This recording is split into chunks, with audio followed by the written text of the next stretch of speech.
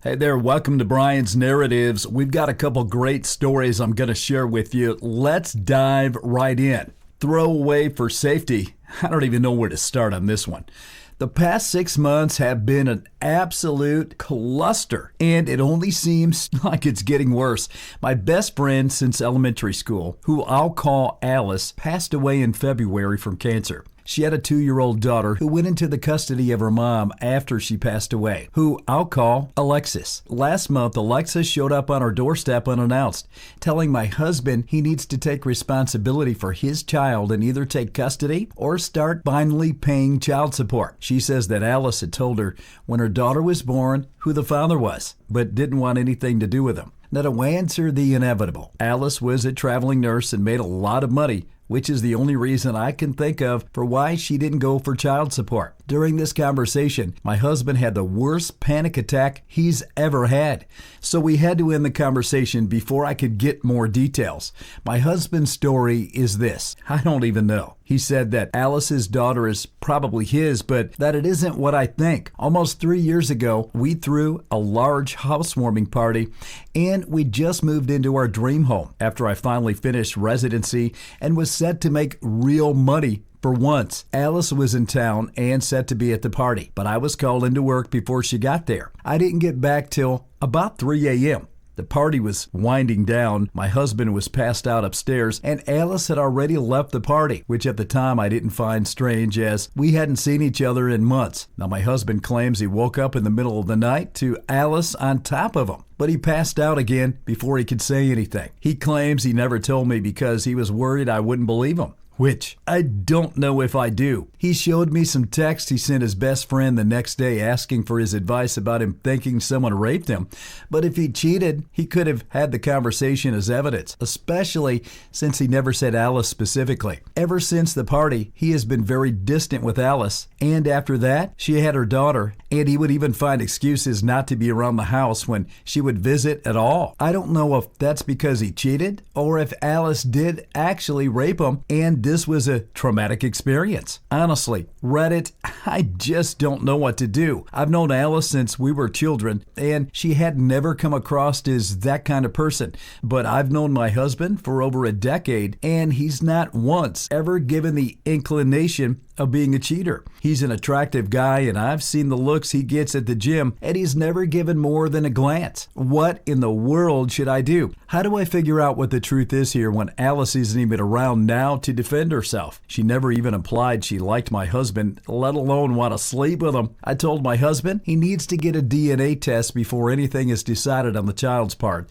But in the meantime, he needs to move out while I think about what I'm going to do here.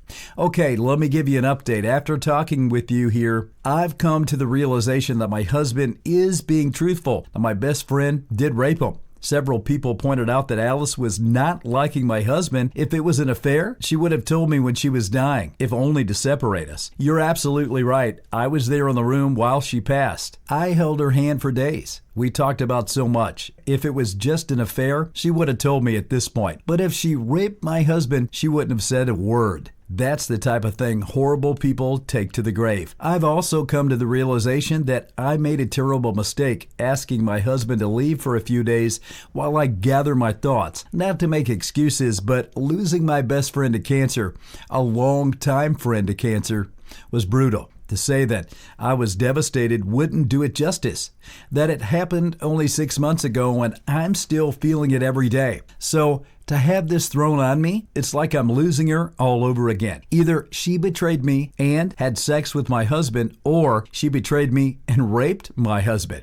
Not only have I lost her, but now I've lost the good memories, an entire lifetime's worth. It was impossible for me to look at him and not also see her and be struck with the horror and realization of that loss all over again. I felt I needed to be able to break down and grieve and think without the fresh wave of loss I get every time I saw him. It was wrong of me to ask him to leave. You're right, though. And as of a few minutes ago, I've righted this wrong. I called my husband. I apologized. I told him I believe him and begged him to come home. He said He'll be home in a half an hour at most, and I'm going to support my husband the way I know he would have supported me. I've been an off and on Reddit user for several years, and sometimes the advice given on subreddits like these can be a bit hit or miss, but today, you guys did me some good. You've helped me realize not only that I was wrong and being stupid at it, but that I was hurting the person that needed me most. I was selfish. I have no idea what we're going to do as far as the potential daughter is concerned, but I can assure you we'll deal with it together. It's going to take a lot of time and probably a lot of therapy to grieve this new loss. I feel numb now, as though I'll never cry again. My best friend possibly took advantage of my husband, which means she was no friend of mine to begin with. She flaunted it, coming to my house, sitting with me, and gabbing. She brought her child here, trying to rub it in his face right in front of me. She tortured the man I loved, and I was an unknown party to it all. I feel at this point sick to my stomach over how many times she came over just to hold it over him. I'm honestly at loss on how to make that up to him. If you all have any ideas, please feel free to give them to me. I think I'll need all the help that I can get. Tomorrow, I'm going to take a leave of absence from work just until we can figure out our next steps and we can get our heads on straight. Thank you, everyone. Okay, so let's share some community responses. Brilliant Emphasis 862 says, wow. Original poster, that is a mess. Paternity test for sure. The old text the next day sealed it for me. I think your friend took advantage of your husband. Good luck. This is the story of the day for me. All right, Nymphe Evernell says this, I'm glad the top comments are all so understanding this time because I've seen really similar stories on here where people absolutely just crap on a woman in the same position. Basically, she cheated, dude. You need to dump her, no matter what the circumstances are. Next up, Proofreads a Lot says this, sexual assault survivors in general are often reluctant to make a report because they face a lot of doubt and shame. Male sexual assault survivors are even less likely to make a report because they are rarely believed and face derision because sex involves an involuntary physical response on their part for which ignorant people blame them. Finally, Peaceful Spirit 9 says, very good points. Seems odd, though, that he was passed out when the party was still going on and that he passed out again when he woke up and was being assaulted. Perhaps she drugged him. Just an option. So what do you guys think? What should they do? And do you think he was taken advantage of, or was he part of it? Okay, so this next story up, my husband's mistress doesn't know that we are 3 women in that relationship. I won't tell her that. Okay, so let's get into the juicy details of this story. About 4 years ago, I discovered that my husband is cheating on me with the typical cliche of a stupid young girl who is barely out of college and tries to climb to a higher position by sleeping with a new boss. Almost 4 years have passed, and she continues to earn the same in the same position. Maybe someday she'll realize she's wasting her time with my idiot husband. But anyway, I've always known about the secret relationship, but I won't say anything for the simple fact that I'd rather be a cuckold with my money until all my kids turn 18 and I can leave with a cuckold who has to be alone for some blood-sucking lawyers and has to go rent a small apartment with 4 children. The other big reason is that if I get divorced and he remarries that woman, I won't let my children spend time with a woman who clearly fills their head with bad ideas about me. She hates me even though I don't know her. I don't want my kids to be forced with someone who maybe will hate them too. I don't even know if that woman will treat them badly, and they're minors. They would be forced to spend time with her because my husband could easily have most of the custody because he earns more than me. I don't want that. I want to still have my kids with me. I prefer to save myself the headache of making a scandal that is going to affect my children. My husband is an easy idiot, and he hides it very well. He treats me like he loves me, loves the kids, and most of all, I have full access to all credit cards as always. I'm going to divorce him when the last of my children reach the age of maturity. So like that, I can avoid shared custody with him. My children will be adults to understand things that a small child would not understand. Anyway, his mistress, she's stupid. And I don't say it just because she has sex with my husband. She is, because she just fell in love with that moron who doesn't give her anything good in return. She sends him messages such as, "Do you prefer me over your wife? Are you going to leave her? You're going to leave her, right? I want us to be together. You don't sleep with her anymore, do you? Do you treat her badly? Your wife is an ugly witch. I'm sure I feel better, doesn't it?" Now my husband, he replies to those messages are just, "Yes, I treat her badly as you told me. I don't touch her anymore. We'll be together soon," etc. But they're all lies.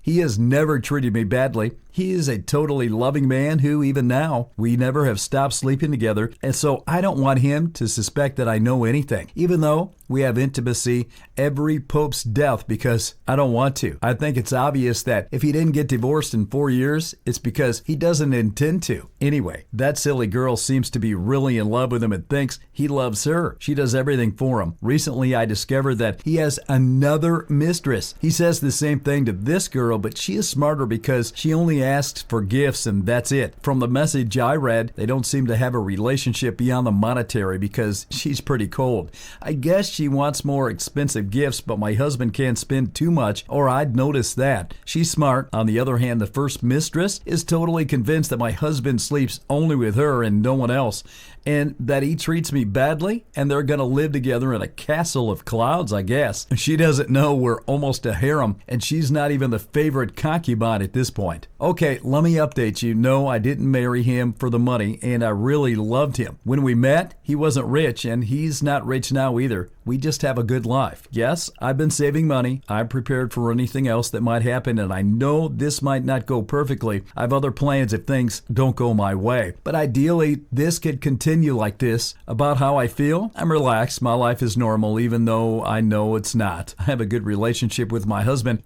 Although it is hard to believe, he's an idiot, but it's easy to hide the true feelings. People always do that. I don't feel anything for him anymore, so it's much easier for me to talk with him. We're not cold with each other or anything like that. I no longer feel anger for him, but for my own situation. Now, I go to therapy and I have my own trips that makes me happy. I don't want another relationship either. I'm not too interested in that. I prefer to travel. This is the most I can do to take care of my children and have them with me.